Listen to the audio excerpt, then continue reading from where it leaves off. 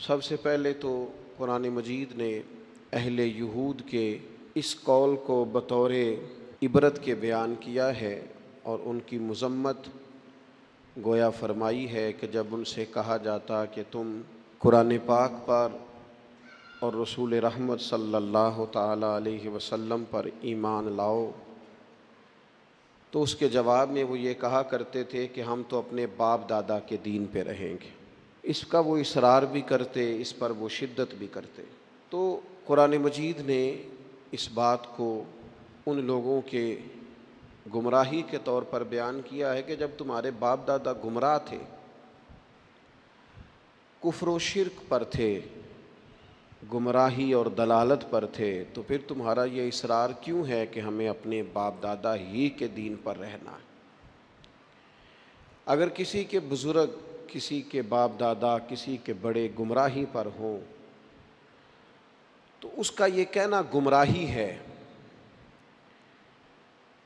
اس کا یہ کہنا دلالت ہے کہ میں اپنے بڑوں کے طریقے پہ رہوں گا۔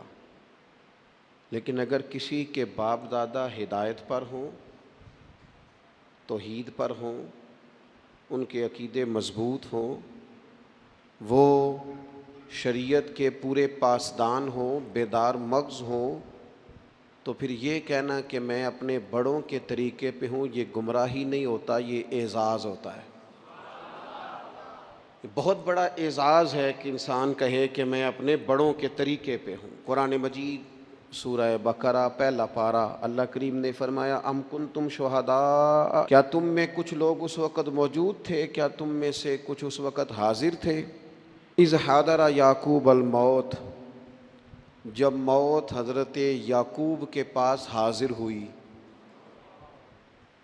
اذ حضر، جب حاضر ہوئی، موت آئی جناب یعقوب علیہ السلام پر، اذ قال لبنیہ، تو انہوں نے اپنے بیٹوں سے فرمایا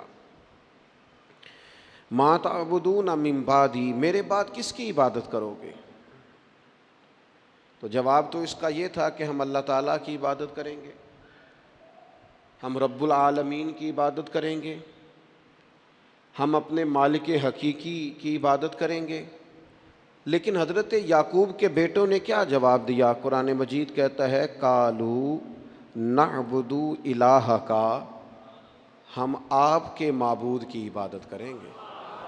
وہ جو آپ کا معبود ہے نا، جس کی آپ عبادت کرتے رہے، ہم اس کی عبادت کریں گے۔ وَإِلَٰهَ آبَائِكَ، اور وہ جو آپ کے باپ دادا کا رب ہے نا، آپ کے رب کی عبادت کریں گے، اور جو آپ کے باپ دادا کا، آباء و اجداد کا رب ہے، اس رب کی ہم عبادت کریں گے۔ کون باپ دادا؟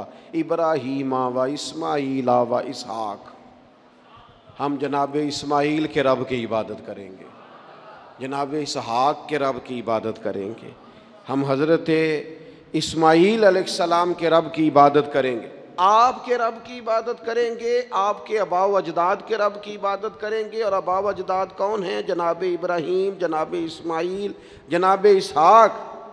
اب جا کے کہا الہ واحد، ان کا معبود ایک ہی معبود ہے، ان سب نبیوں کے معبود ہم اس رب کی عبادت کریں گے جو آپ کا رب ہے، آپ کے آباء و اجداد کا رب ہے، ابراہیم و اسماعیل و اسحاق کا رب ہے۔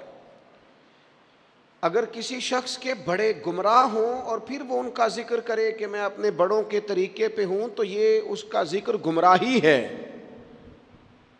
لیکن اگر کسی کے بڑے ہدایت یافتہ ہوں، ہدایت کا منارہ نور ہوں، ان کی زندگیاں مشعل راہ ہوں، ان کے نقوش قدم بڑے تابناک ہوں، تو پھر تو اسے سر اٹھا کے بات کرنی چاہیے، پھر تو اس شخص کو اعزاز سے بولنا چاہیے۔ ہم تو صاحب سلسلہ لوگ ہیں، ہماری تو پوری سند ہے پیچھے، ہمارے جو پیر ہیں ان کے بھی کوئی پیر ہیں، ہمارے جو استاد ہیں ان کے بھی کوئی استاد ہیں، ہمارا تو ایک پورا سلسلہ ہے۔